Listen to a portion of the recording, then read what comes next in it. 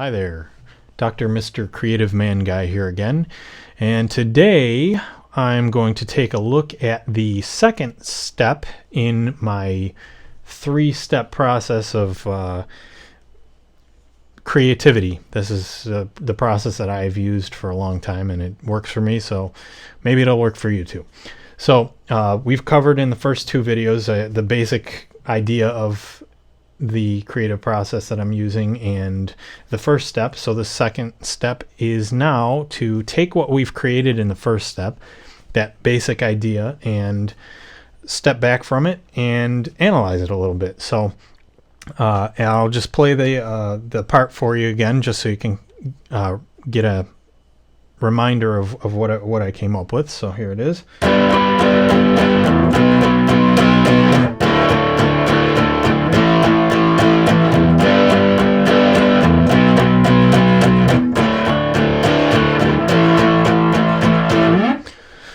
So that's the part. We're going to ask ourselves a bunch of questions about that. Basically, that's really what this step is about. Is just looking at it. You're not actually going to actively be changing anything at this point. You're just objectively looking at it and seeing what works and what doesn't for you. So what I like to start with usually is some questions, and these are just kind of general questions that you can use to kind of get yourself in the right sort of moving in the right sort of direction with this particular step. So the first one I usually ask is, do I like the basic sound or tone of what I'm doing? Or if you're doing artwork, I'm sure there's another question that you could replace that with that would be more applicable for your visual art thing that you're doing, whatever that is. So what do I like the basic sound or tone? Do I like the tempo? Should it be faster or slower? It's a good question to ask yourself. Do I like the meter? Does it flow the right way? And is there potentially a way that I could improve it by changing the meter maybe?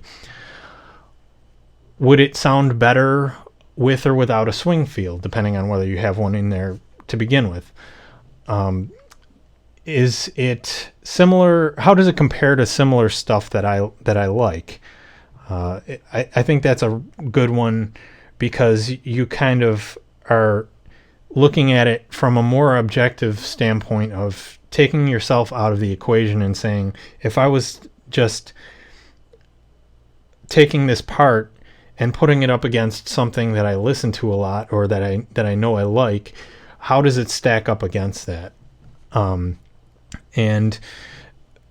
in the sort of the same vein, how does it compare to stuff that I've written in the past?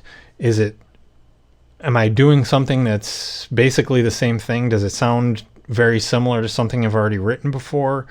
That kind of thing. And then I think the biggest question of all, for a musician anyway, is that the most helpful question for me is, if I heard it playing on somebody else's stereo, would it catch my attention?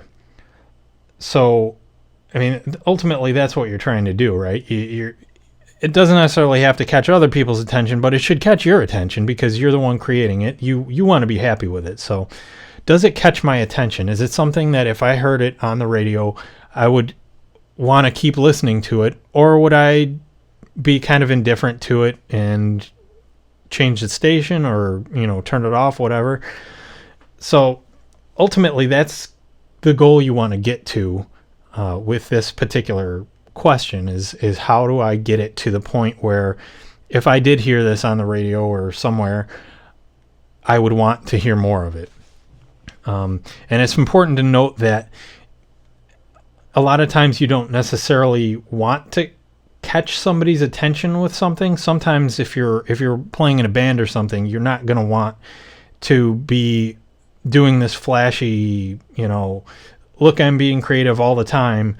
You're going to each play off of each other, and there's going to be different parts that you're going to want to stick out at certain points, and you're not going to always want to have your part at the forefront of what's going on. So this right now, the process I'm outlining, we're starting from the ground up. So usually you kind of want to have that, you know, a starting point that's pretty strong and will catch people's attention. So just to make that clear. So with that said, I'm going to kind of go into some of my likes and dislikes, and I've only got a few of each, but they're going to help me kind of choose what my next steps are going to be. So what do I like about it? I like the basic tone. It's a good, solid, distorted tone. I like it. It's going to work for me, I think. The other thing I like about it is that the progression itself is easy to follow. It's easy on people's ears. And in some cases that may or may not be desired depending on what you're going for. But for me, I like it in this case. So what do I dislike about it? Even though the progression is very easy to follow, it's a very standard sort of progression.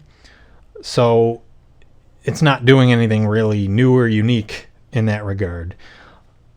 I think the biggest part that I don't like about it is that there is no contrast really within the part as it's being played. It's just, there's not really any dynamic range or feel going on.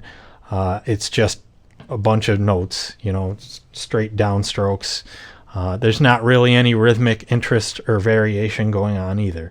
So really basically what I've come up with for this part of the analysis is that it's kind of boring. It works, but it's not there yet. I've looked at it, I've analyzed what I like and I dislike. Now the next step in step 2 is to figure out what I'm going to do to improve on those parts that I dislike and maybe improve upon those things that I do like. So what I think that it's important to start with the dislikes. You want to shore those up as best you can first. That's your first thing. So very standard progression. So it is a very standard progression, and I think that I can pretty much still work with that. Really my biggest issue is with the contrast within the part. So what I'm going to want to do is my first step, I think that's my biggest challenge. So I think my first step is going to be to do something with that to address the rhythmic interest, variation, and the dynamic range. So what I'm going to do is I'm going to try and come up with something that has maybe I'm playing a little harder in some spots and a little lighter in other spots. I might try some palm muting to vary up the vibe of what I'm doing.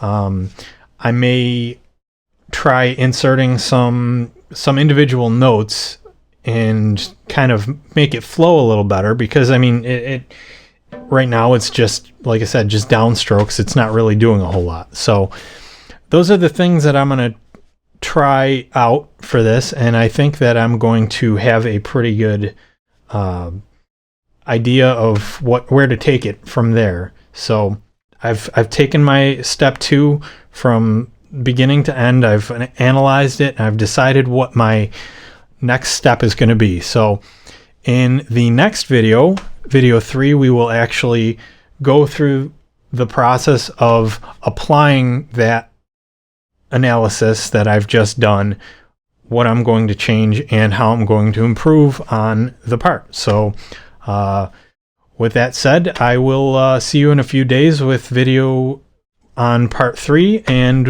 have a great day, and I'm going to go mow the lawn now. So later.